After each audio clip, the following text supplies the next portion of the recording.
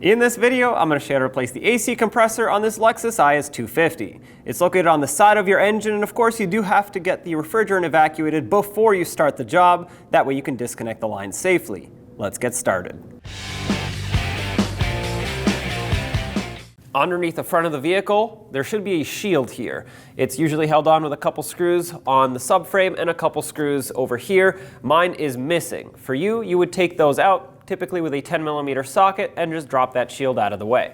Let's unhook the wiring harness that goes to the oil pressure switch. It has a couple retainers on the oil filter housing. You can use a trim tool and pop it off. If that doesn't quite work for you, you could try some needle nose pliers and pinch the back side of it and then push it through. Sometimes that will unplug it, or you could use these to pry it out. Whatever works to get the clip disconnected. All right, there's one. Second one is slightly higher.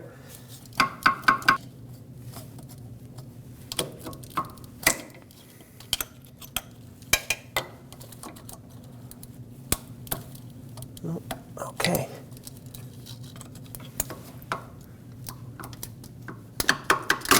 All right. Now if you reach up, you'll feel the locking tab for the oil pressure switch connector. Undo that and pull this away.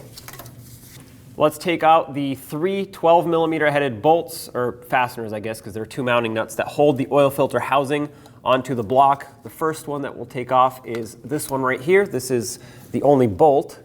We'll break it free and get it out of there.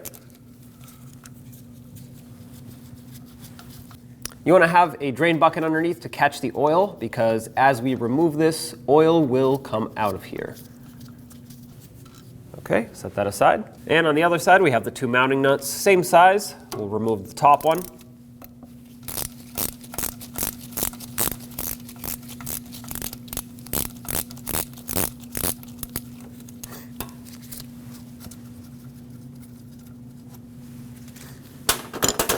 And the bottom one you'll only be able to get with a wrench because the sway bar is right in front of it.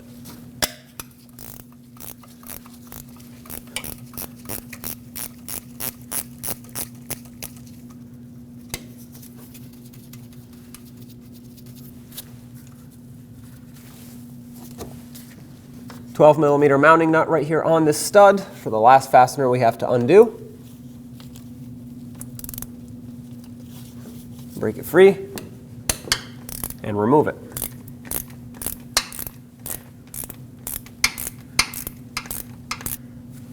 It looks like for me it's pulling the entire stud out, which happens. That's all right. Oh, there it goes. No problem though. We'll get that back in. Now we can pull the housing off. Now pull the oil filter housing right off.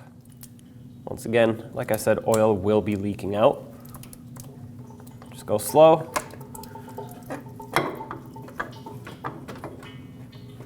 All right, we'll set this aside in a clean area.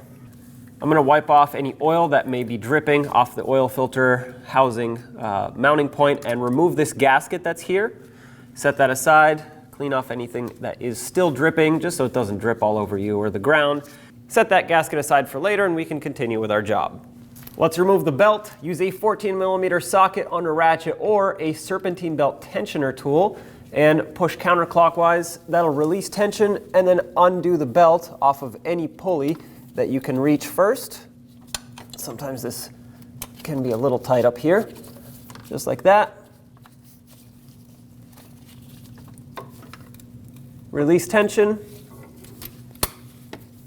and finish pulling your belt off so we can make space to get this off of the AC compressor.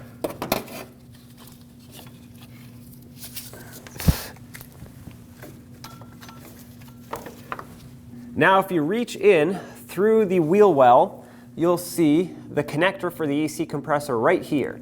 We're going to have to reach up and unplug this so that we can make space to get to the two lines. This right here and this right here are the ones that we're going to have to unplug. This is the locking tab for the connector. We'll have to press on that and pull the connector up.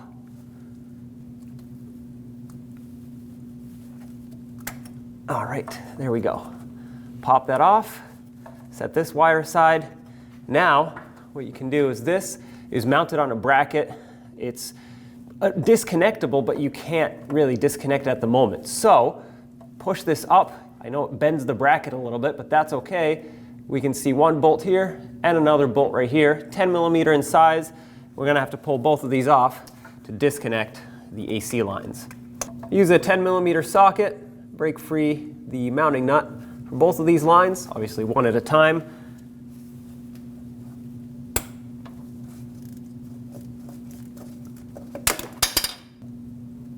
Unthread it the rest of the way. There it is. And we'll undo the other one while we're at it.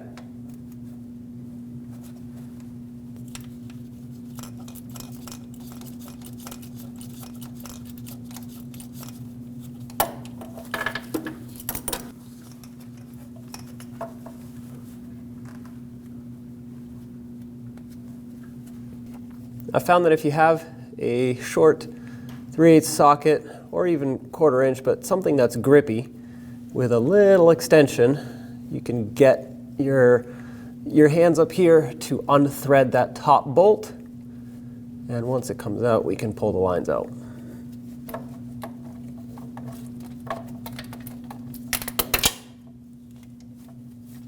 Okay, there it is.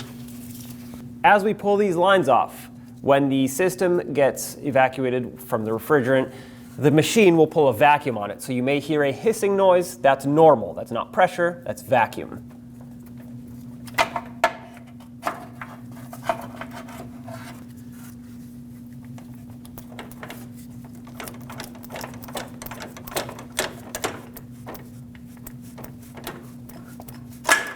All right, set both of these aside.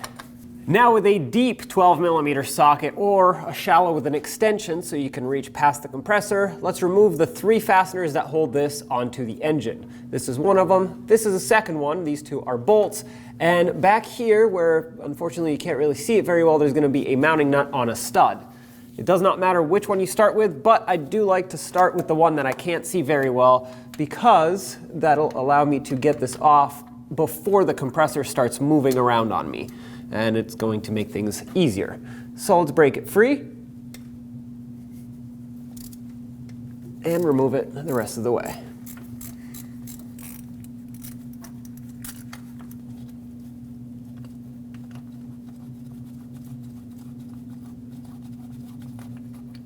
Oh, looks like the stud came out. That's fine. We'll pull it off. Moving on to the 2 on the front. These are bolts. I'll break them both free.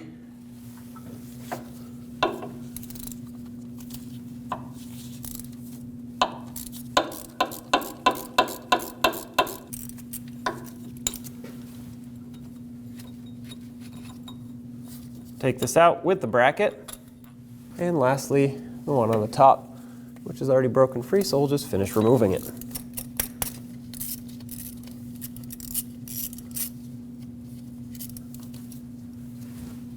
Take that bolt out. Now, there's one last fastener we have to remove, and it's on the back side of the AC compressor. So if you go from the wheel well area behind the wheel, you'll see a 12 millimeter headed bolt on a bracket. It looks like a bracket. It's actually part of the AC compressor. And that's it right there. Get your tool on, break it free, and remove it. You'll see the AC compressor start to fall at this point. All right, get this out of here. Now, gently, carefully pull the AC compressor out through the front. All right, there it is. Let's get the AC compressor mounted on the engine. Slide it in the same way it came out, and make sure you don't pinch any wires that are up there.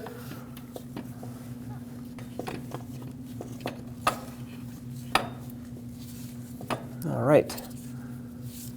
Once you line it up, it should kind of somewhat sit in place as long as you hold it and support it. Start in whichever bolt you can start in first.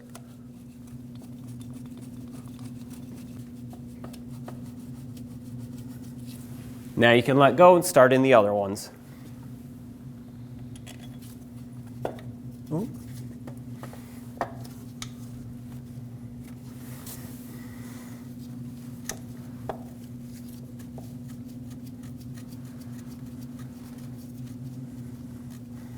All right. I don't want to tighten any of them until they're all started. That way I make sure that if I need to move this compressor around to line things up, I can.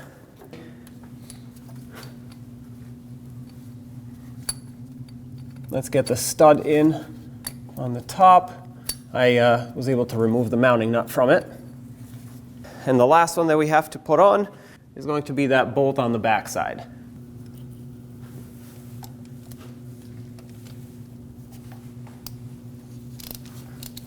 Try to start on this bolt on the back now. And this being the last one, once this catches, I'm just going to bottom it out.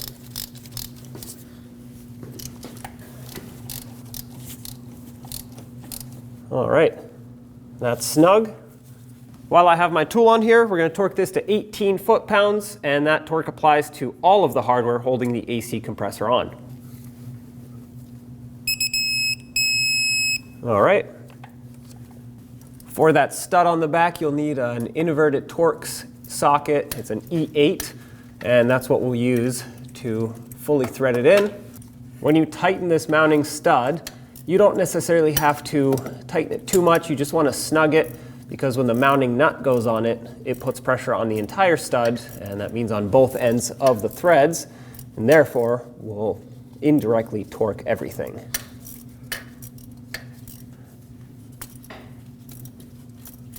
Oh, that just got snug. Give it a little extra, and that's plenty. Now we can put the mounting nut on it.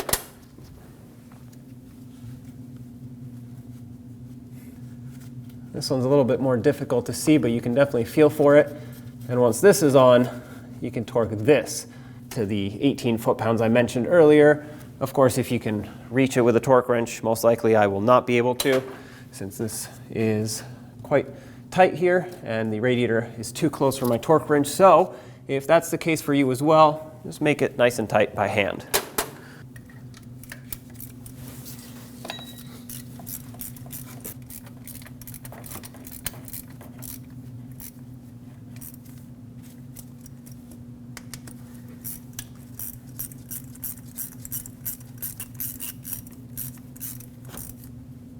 All right, let's get a longer ratchet and put some force into it now.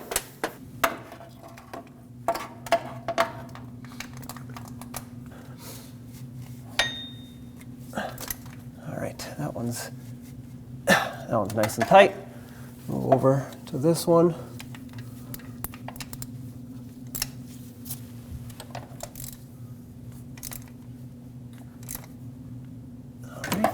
Now with the other bolts tight, I can pull this one back out because we had to put the bracket on here for the oil filter housing. But this one was the easiest one for me to reach at first, which is why I decided to put it on just to secure the AC compressor. But once again, that bracket has to go on. And now with it on, we can finish tightening this one. And then of course, torque it also if you can. All right. Try to hold this bracket as centered up as possible. You may need to loosen it up later to line it up, but for now, I'm just going to try to get it exactly how it was before. Get this nice and snug, and if you can fit a torque wrench, once again, 18 foot-pounds. Let's get the AC lines back on. You're gonna wanna start with this one and line it up with its port. Make sure that the O-ring is fully seated on there. If you want to, you can use some PAG oil to lubricate it. And then of course, grab the other line, loop this around, and put that right in its port.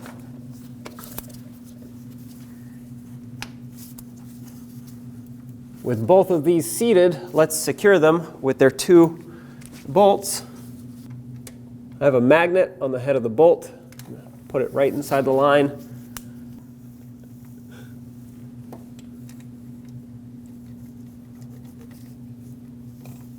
Okay. Try to start them in. This one's snugged up, or bottomed out, I should say, so let's snug it up with a ratchet and a socket. Give it about 1/8 of a turn. That's perfect. That leaves us with this top one.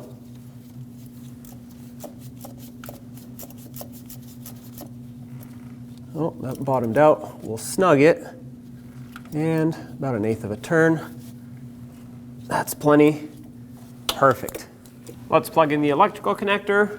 If you remember, I bent this a little bit out of the way, so now I'm going to push it or pull it back just so I can plug this in. Reach up for my harness. It's kind of hard to do this, but get that connector lined up and press it on until it clicks. All right. All right, it's time to get the belt back on. Here's the diagram so you can follow it. Basically, just start wherever you want to start and make sure it is sitting on all of the pulleys that it needs to ride on. The ribbed side on the ribbed pulleys, and of course the flat side on any of the flat pulleys.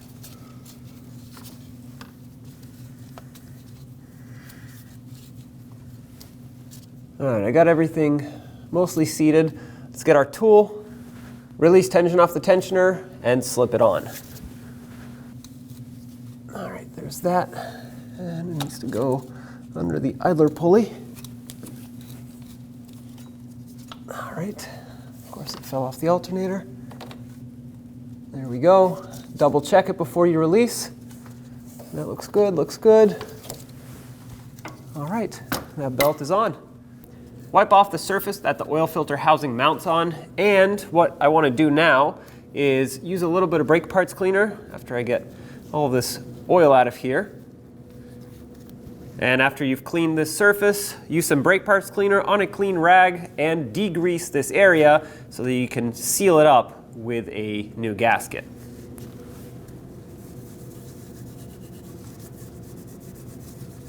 Clean up the oil filter housing the same way. All right. Take your oil filter housing, slide it up into position. I already have the gasket on here.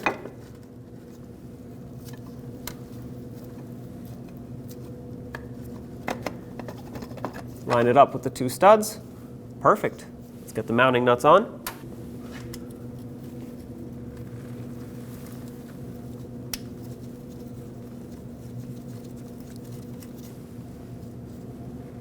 And start the bolt in as well.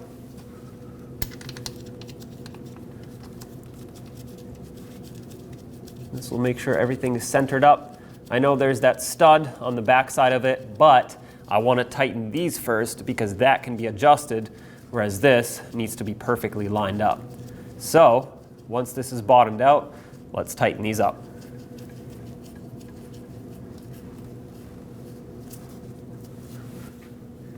Get that 12mm wrench and socket, snug these.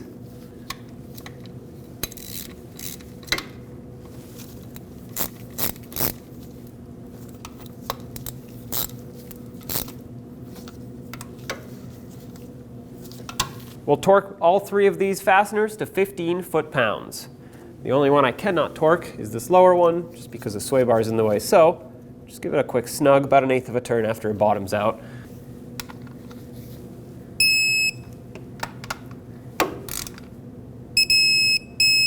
Double check them. All right, double check this one as well by hand. Perfect. This is mounted and sealed up. Let's put on that stud on the bracket. Now line up the bracket with the oil filter housing. Mine is lined up already. If yours is not, you can either try pushing or pulling on it. Sometimes it'll move, or just loosen up the bolt on the other side. Now, put the stud back in.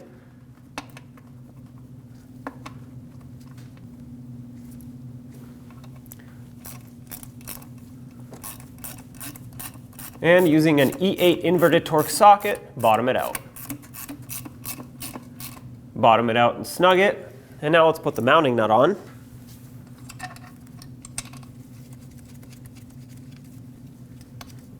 And with a 12mm socket, tighten this up.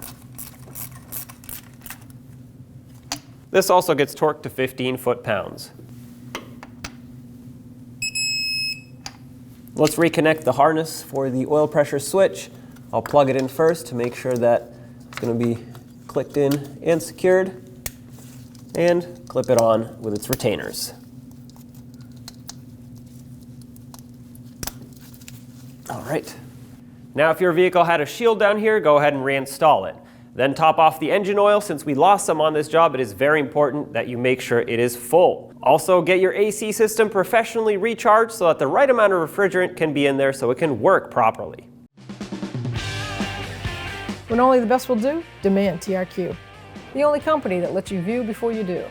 TRQ is committed to offering the highest quality aftermarket auto parts that are engineered for peace of mind. Thanks for using and viewing with TRQ.